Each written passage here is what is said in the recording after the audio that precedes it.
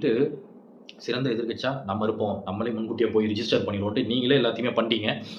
இப்போ ஒரு கட்சி வந்தனையும் மேகதாது அணைய பத்தி பேச ஆரம்பிச்சுட்டீங்க. ஆனா கேள்வி மேல கேள்வி நம்ம இஷ்டத்துக்கு கேட்கலாம். எவன் என்ன சொல்லுவான் அப்படின்ட்டு எதிர்க்கட்சியா இருந்து சிறந்த எதிர்க்கட்சியா இருக்கணுங்கிற பேர்ல கண்டத பேசிக்கிட்டு இருக்கீங்கடா.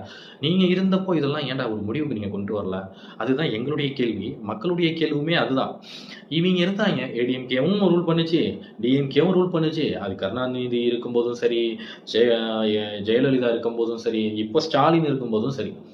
அந்த பிரச்சனைய பத்தி ஒரு வார்த்தை கூட நீங்க உங்க ஆட்சியில என்னைக்காவது பேசியிருக்கீங்களா? இல்ல அதுக்கு ஒரு முடிவு கட்டியிருக்கீங்களா? அப்புறம் ஏன் நீங்க டிவிகேவ எடுத்து பேசணும்? இன்னொரு விஷயம் என்னன்னா, எல்லாரையும் வந்து ஏன் எல்லா பெரிய தலைவர்களையும் வந்து அ எல்லா எல்லாத்தையும் கூட்டம் சேர்த்து நம்ம வந்து அவங்களுக்கு வந்து பிரஷர் குடுக்கக்கூடாது அப்படின்னு நீங்க சொல்றீங்க. இந்த ஐடியா ஏன் உங்களுடைய ஆட்சியில இருக்கும்போது வரல? ஏன் இத நீங்க இவ்ளோ எடுத்து பேசல? அப்போ மக்களுக்காக, விவசாய மக்களுக்காகன்னு இன்னைக்கு இவ்ளோ அக்கறை காட்டுற நீங்க, ஏன் விவசாயத்த விட்டுட்டு போற விவசாய மக்கள நீங்க பின்னாடி கூட திரும்பி பார்க்கல? அந்த கேள்விக்கு நீங்க பதில் சொல்லுங்க. நெறைய பேரு தன் நிலத்த எல்லாமே கடனா போகுது. பயிர் பண்ணதுக்கு லாபமே வரமாட்டுதுன்னு, அந்த நிலத்த எல்லாம் தரிசா போட்டுட்டு, வெளிய போய் பொழப்புக்காக சென்னையில போய் வேல பார்க்க போனான்ல. எவ்வளவோ நியூஸ் படிக்கிறீங்க, எவ்வளவோ வந்து உங்களுக்கு தெரியும். ஆனா தெரிஞ்சும் அவங்களுக்கு ஆதரவாவோ, உதவியாவோ இல்லாம, இந்த பெரு விவசாயம்லாம் விடுங்க.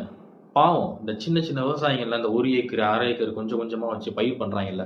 அவைங்களுக்கெல்லாம் லாபம்ங்கிற பேர்ல நஷ்டமா வந்து வந்து வெளிய போய் வேல பார்த்து, அவங்க குடும்பத்துக்காக கஷ்டப்படுறவங்கலாம் உன் கண்ணுக்கு இன்னைக்கு தெரியிறாங்களே, இதுக்கு முன்னாடி ஏன் தெரியல?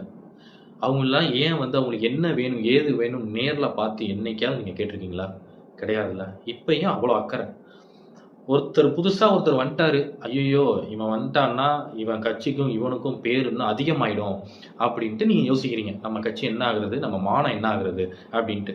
இன்னொரு விஷயம் என்னன்னா, இந்த மேகதாது பிரச்சனை இருக்குல்ல. இது வந்து எனக்கு தெரிஞ்சு, இப்ப எப்படி ஒரு ஜனநாயகன் படம் வந்து முதலமைச்சர் சி. ஜோசப் விஜய்ங்கிற அந்த டைட்டில் இருக்குல்ல. அப்படி வந்தா மட்டும் தான் அந்த படம் ரிலீஸ் ஆகும்னு கடவுள் எப்படி எழுதி வச்சானோ, அதே மாதிரி இந்த மேகதாது பிரச்சனையும் ஜோசப் விஜய் அப்படிங்கிற ஒரு பெயரால தான் இதுக்கு ஒரு முடிவு வருமோன்னு எனக்கு தோணுது. நடக்கும்னு நெனைக்கிறேன். கண்டிப்பா அவர்ட்ட ஒரு பிளான் இல்லாம இருக்காது. அதே மாரி ஏன் அவர் கூட்டத்த சேர்க்கல அப்படின்னா வந்து, ஃபர்ஸ்ட்டு நம்ம ட்ரை பண்ணுவோம். அதுக்கப்புறம் நம்ம அத வந்து எப்படி மூவ் பண்ணலான்னு பார்ப்போம்ன்னு தான் அவரு யோசிப்பாரு. அவ்வளோ பிரச்சனைய தாண்டி இன்னைக்கு ஒரு சிஎம் சீட்ல உட்கார்ந்துருக்காருன்னா, இத கூட யோசிக்க மாட்டாரு. இது கூட அவருக்கு தெரியாது. கூட்டத்த கூட்டி அவைங்களுக்கு பிரஷர் பண்ணணும். அவைங்கள வந்து நம்ம வந்து ஒரு கண்ட்ரோல்ல கொண்டு வரணும். இது கூட எங்க ஆளுக்கு தெரியாது. பார்ப்போம். வெயிட் பண்ணி பார்ப்போம். அவர் தான் வந்து சொல்றாரு.